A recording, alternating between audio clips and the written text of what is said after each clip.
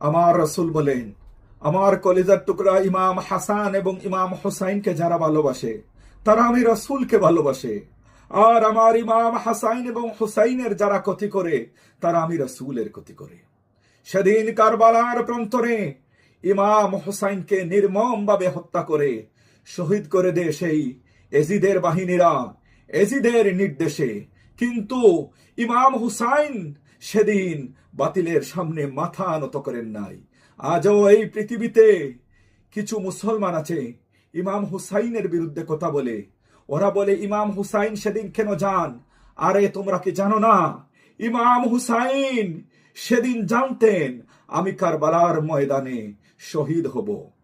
প্রিয় বন্ধুরা, আজও ইমাম হুসাইনের বিরুদ্ধে যারা কথা বলে এরা আমার রাসূলের বিরুদ্ধে কথা বলে।